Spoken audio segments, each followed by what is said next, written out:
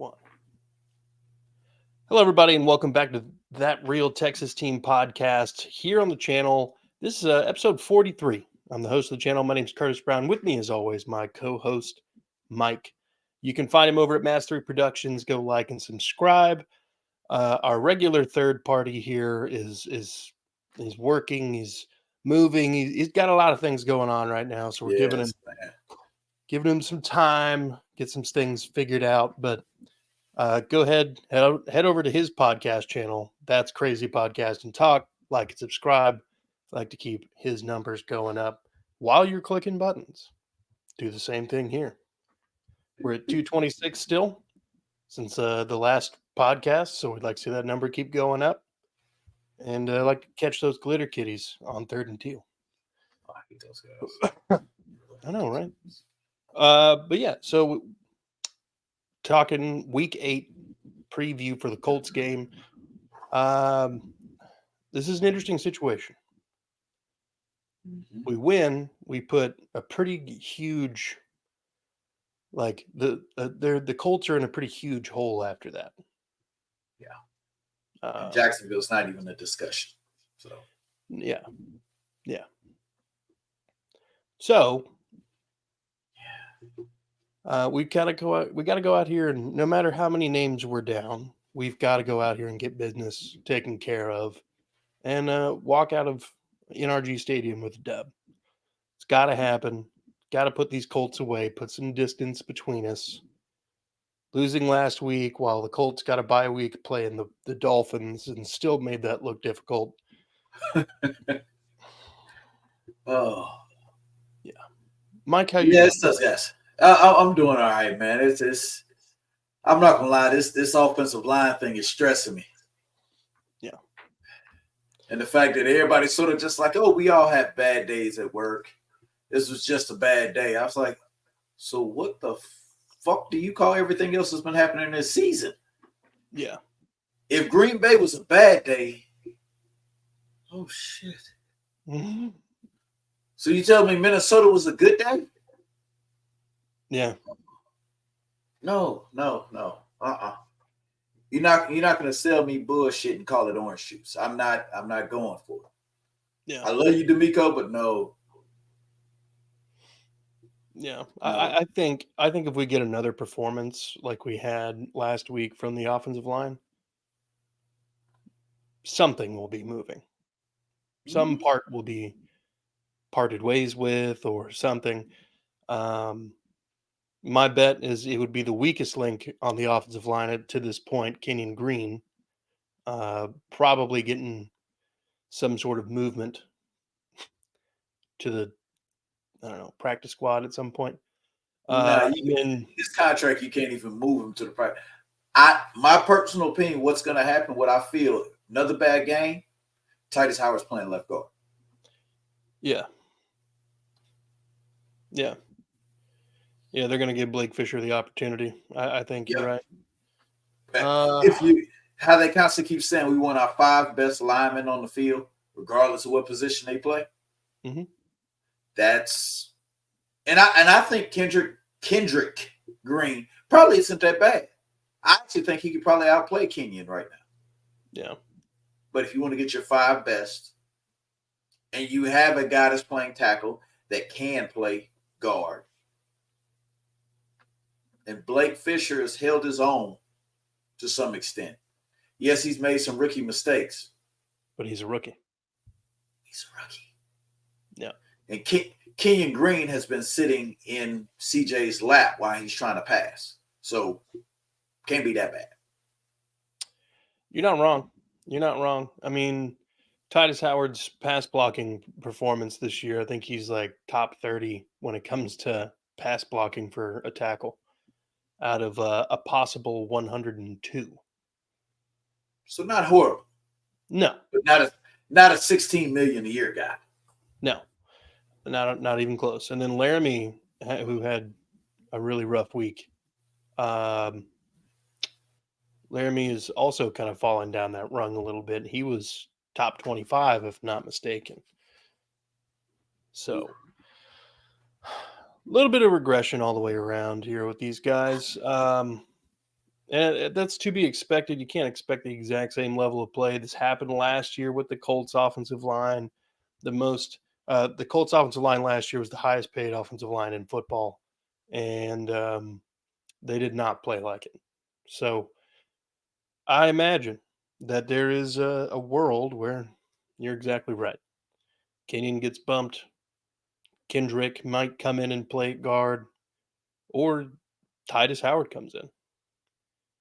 Now, They have options. I think They have Titus options. is pissed. Titus is going to be Yeah. pissed if that happens. Yeah. Because I know they sort of promised him that he was a right tackle. Yeah. After the season, he changed his Twitter bio to right tackle only. Yep. So, But my only thing that I'll say about that is you promised us competent right tackle play too. So yeah, we're all disappointed. Exactly. But, in the NFL around us, a lot of other teams, if it got a lot of needs that they're trying to trade for and solve some issues. A couple teams in our division have been pretty busy.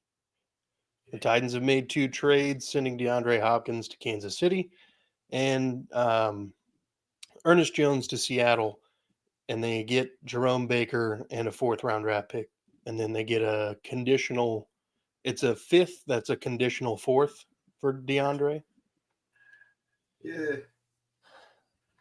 I'm actually like DeAndre, how much he moves the needles for the Chiefs. I could see him because he's a competitor. Even if he's lost a step, you're playing with Patrick Mahomes now. Yeah. Whether you like the guy or not, he's still considered the best quarterback in the league. Yeah. And what's crazy is this is the first time in his entire NFL career that DeAndre Hopkins will not be number 10. He's going to be number 8. Yep. Okay. So we might see a new D-Hop. Who knows? But I know that this is by far the best quarterback that he has played with. It's not even close.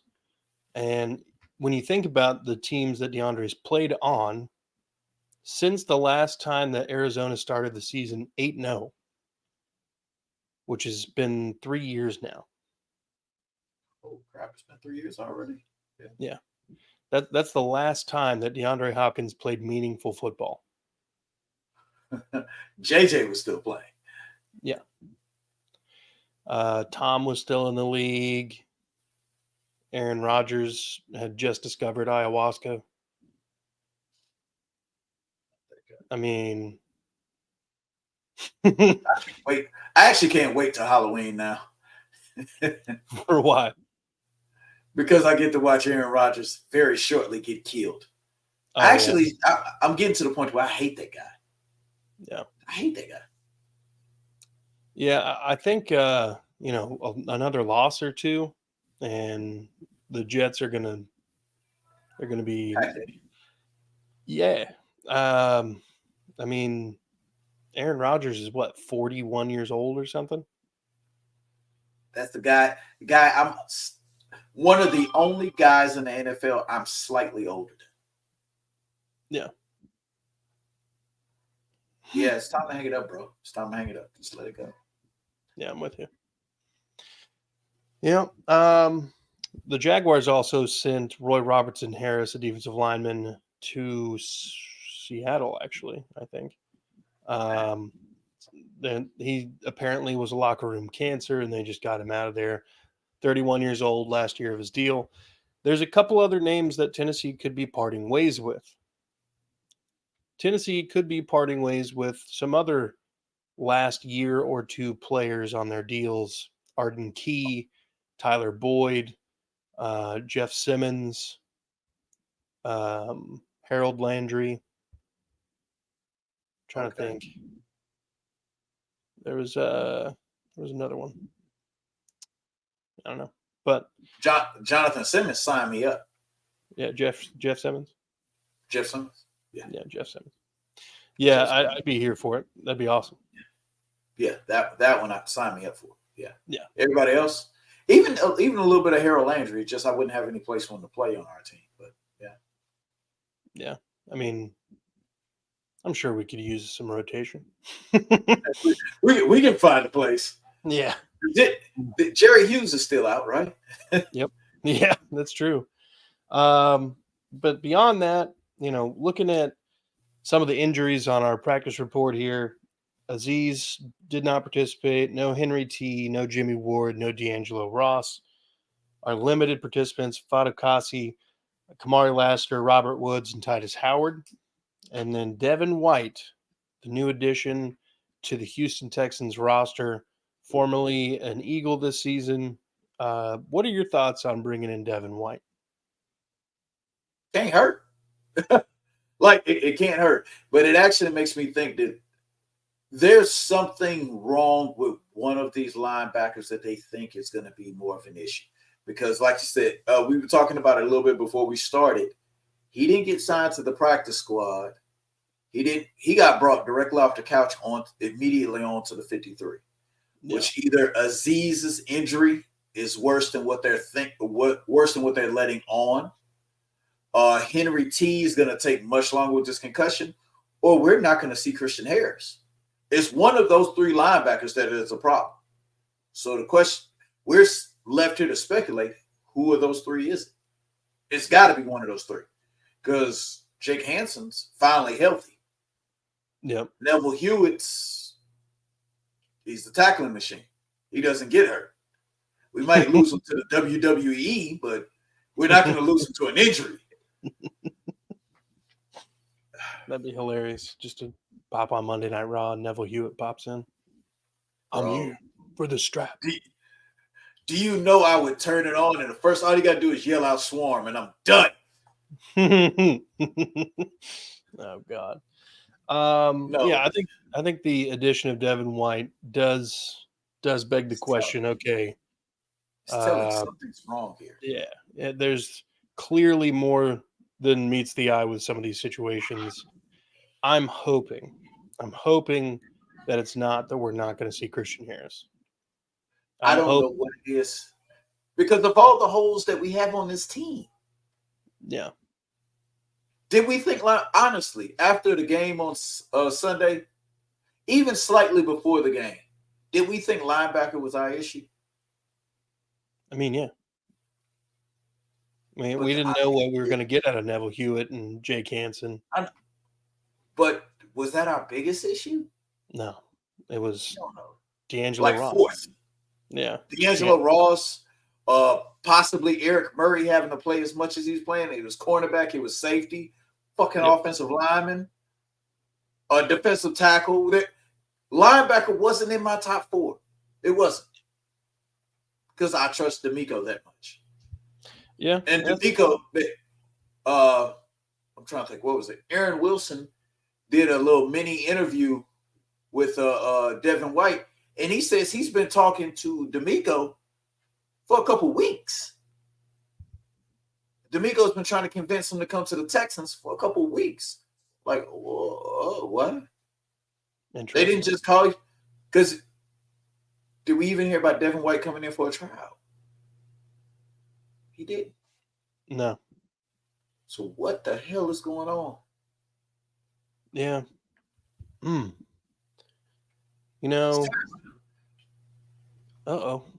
We're being invaded. What's going on? Oh, this guy. How we doing today, Jeff? Doing all right, man. How are you? Great, awesome. Just talking a little bit about Devin White, I think. Yeah, that's what we were just talking about. For everybody who doesn't know, this is Jeff, the host of the Unstable podcast under the CPN banner. You can check him out over there if you're a Colts fan. Jeff, what's going on, brother? How's everything holding up in Ponytown? Oh, pretty good. I mean, it seems like we're getting healthy right at the right time. Colts are going into their, really rough stretch of the season, so it's a good time to start getting healthy. Yeah, Valid. And I'm a little jealous. You what?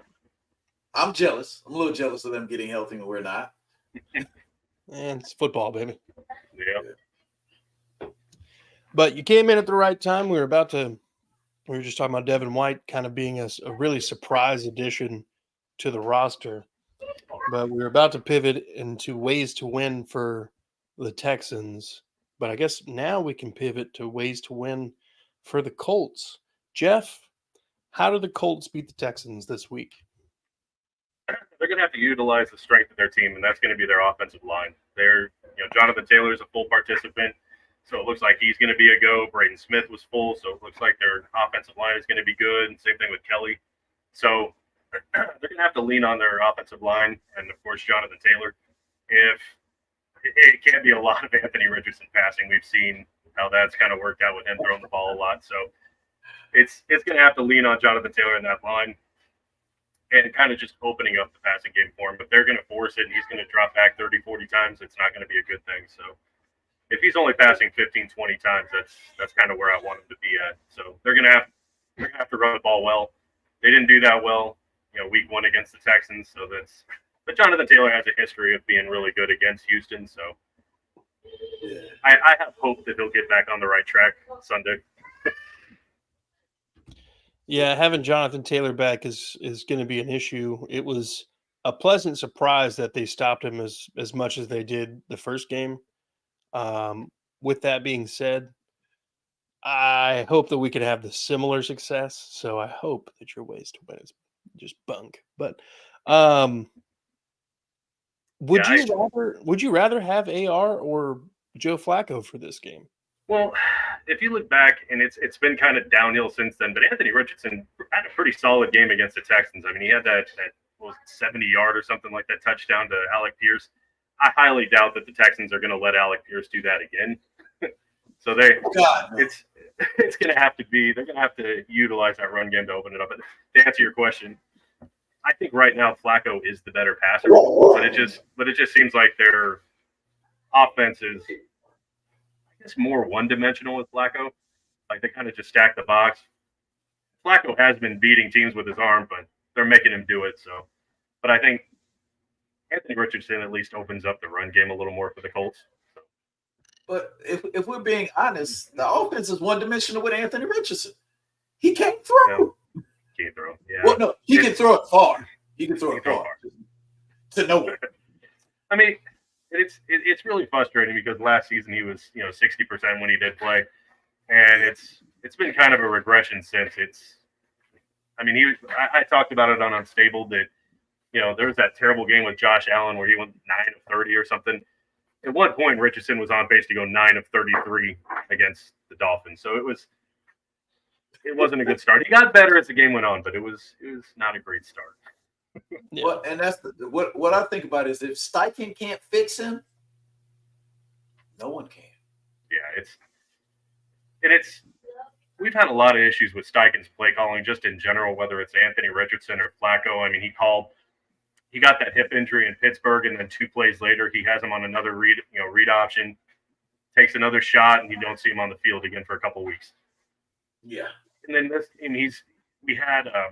Alex pointed it out from Chaotically Intolerant. He said Trey Sermon in the red zone had 3 straight rushes of 5 yards. And for some reason, Steichen decided, hey, let's go away from that. Let's go away from the hot hand, run Anthony Richardson twice for no reason, and then just have a blown pass to Josh Downs to kick a field goal. So the play calling has to be a lot better. If Sermon has a hot hand, go with him, dude. Sounds like us with Slowick, so I understand. Definitely understand. Honestly, the whole AFC South has the same issues. It's just to different degrees of success that they're climbing to. Realistically, you could say that the Titans have a similar issue. The Jags have a similar issue, play calling wise.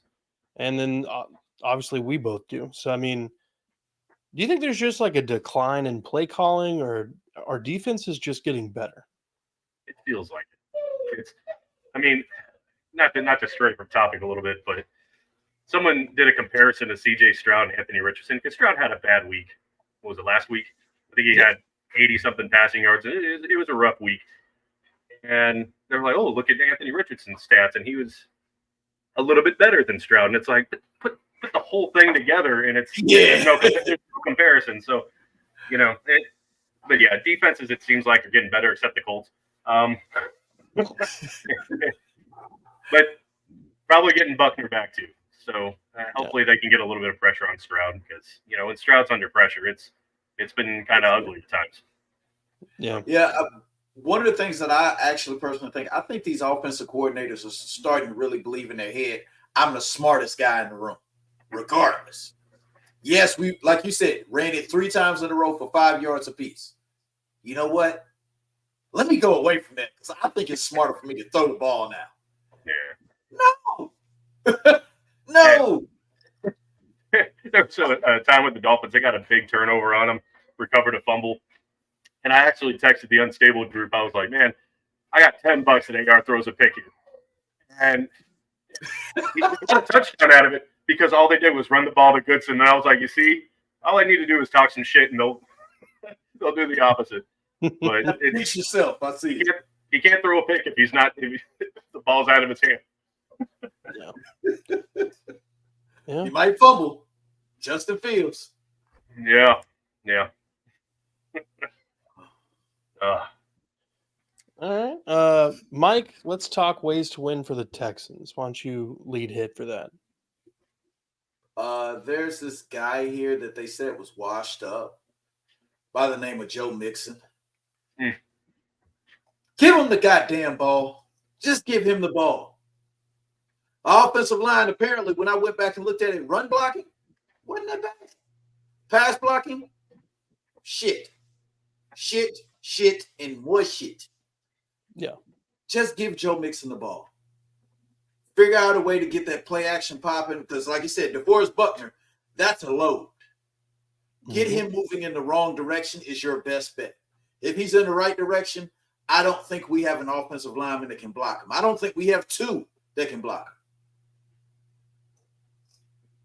him. All right. Simple enough. It sounds like both of our ways to win are run the damn ball. And that's the MO of the whole network. Yeah, you're not wrong. I also think it's exploiting the Colts secondary when possible. Slowick does have tendencies of trying to set things up after making similar plays look the same or function similarly. So there will be some shots keyed up here. The big thing here is, one, are we going to be able to finally break up some of those deep passes that AR was throwing in the first meeting? And 2, are we going to be able to hit on any deep throws because Nico Collins isn't there? These are the questions. Tank Dell has not really lived up to expectations this season. Stephon Diggs is doing Stephon Diggs things, like trying to fight Jair Alexander. I'd have paid to watch that fight instead of the football game anyway. I mean, give it a minute.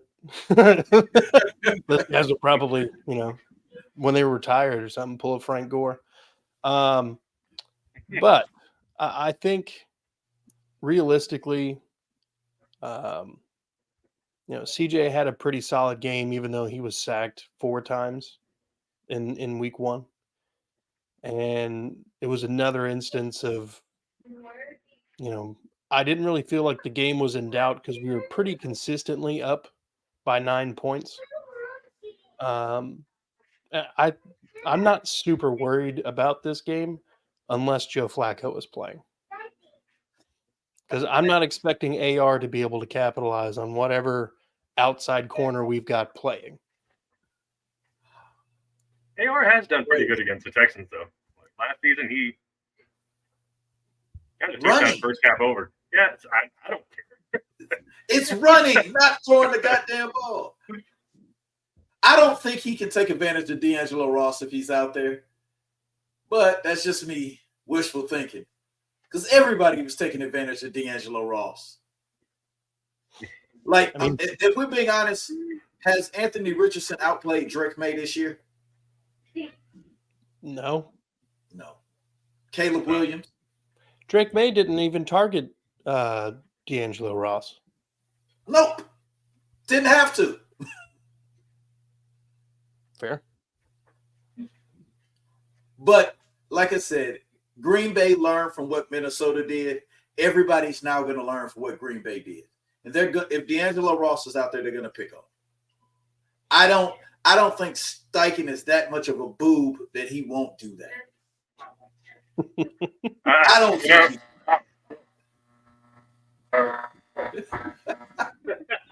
Jesus Christ, I hate that buzzer. Sorry about that. That buzzer is obnoxious.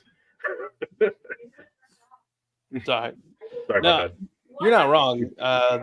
Steichen is definitely not that big of a boob to completely just, I don't know, miss on an opportunity to scheme to play to a weakness of the other team. But I don't know. I mean, Anthony Richardson's biggest saving grace, in my opinion, is that he's basically just a lot more mobile Ben Roethlisberger, and that saves him a lot. Minus the allegations, of course. He did go to Florida, so just wait. Oh yeah, you're right. We just gotta wait. Just wait. It might happen. Hey, Hernandez kid's a good kid. Yeah. Oops. Wait a few. I'm sorry. I know it's probably too soon. Too soon. It's been like 10 years. Yeah, it's not too soon. It's fine. Yeah. Look, I mean, realistically, I feel like the Texans secondary is in a better spot, even if they've got D'Angelo Ross out there. I think Kalen Bullock being used a lot more. Jimmy Ward's not looking like he's going to participate this week, but I mean, with more Bullock, I'm cool with it. With Devin White kind of maybe taking some of those dime linebacker reps away from Jalen Petrie, and you're allowing him to play more safety, maybe we get better safety play. I don't know. Who fucking knows? Point.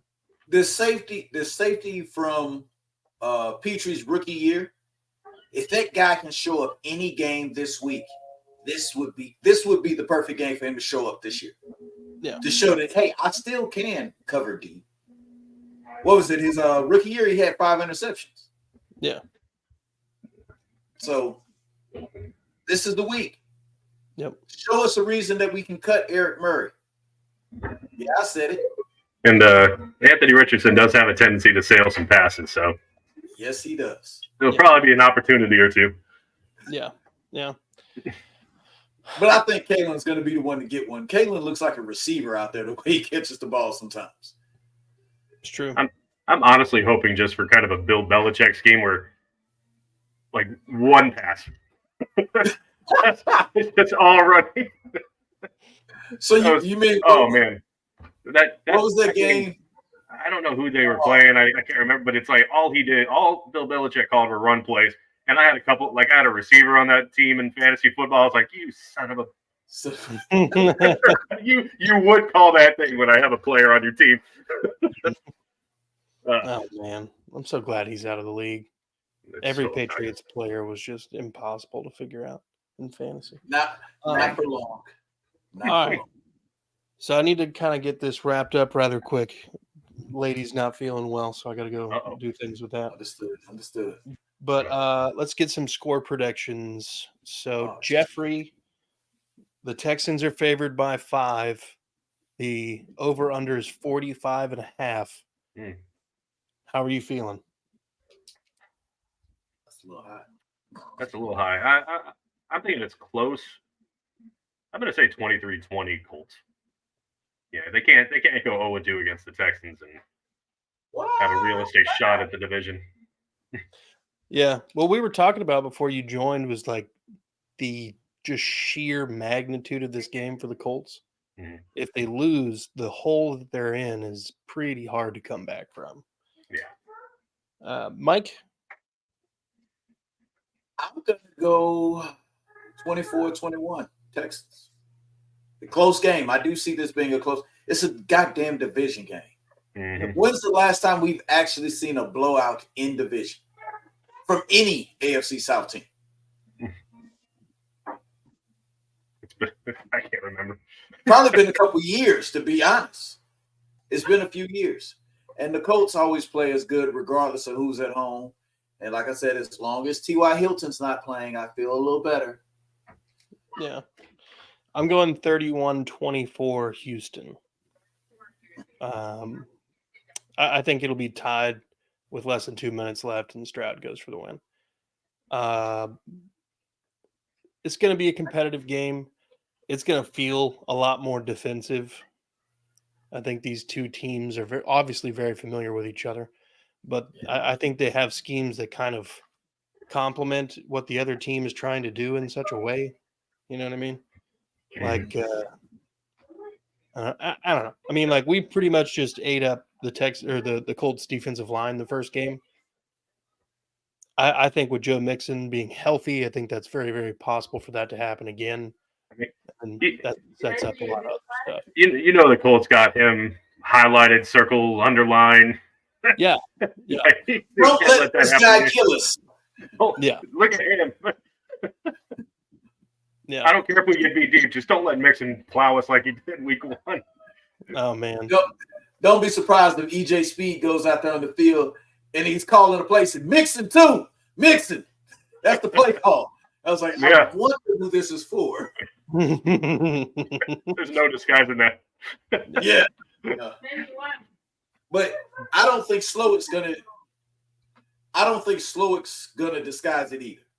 I think we're gonna see Cade Stover in at fullback. Probably 3 tight ends to an extent. 3 tight ends are gonna be on the field. Where they're gonna be set up, I don't know. And they're gonna run the ball right up the gap. Say stop it if you can. Yep. Y'all might do the exact same thing, but that's kind of what I would anticipate. I mean, we both have young quarterbacks who are coming off of bad weeks. We need to kind of rebuild some confidence. Anthony Richardson, maybe just rebuild his body. No, he hasn't completed 3 straight games yet. I mean, it's only been a season and a half, but you need to see him for 3 straight games. The thing is, what I think y'all gonna have to do is turn Anthony Richardson into another quarterback. Y'all are drafting a quarterback next year because I think Steichen's already out on this guy. I really do. Maybe they might be waiting another year for Arch. Maybe. See, all this time I thought y'all were a Quinn Ewers team. I could see it. I can see Quinn Ewers. I could see Arch going to Tennessee. Oh. And then Nico getting drafted to Imaliava to go to like Seattle or some shit. All right. Well, I don't want to talk about the draft. We're 2 winning teams in this division. Let's not talk about the draft. Well, look, this is a good spot to go ahead and wrap it up. Go ahead, hop on over to Unstabled. Give Jeff a like and subscribe. Hop on over to Mass 3 Productions on YouTube. Give Mike's channel a like and subscribe. While you're clicking buttons, do the same thing here. And most of all, be good people and go Texans. Go Texans.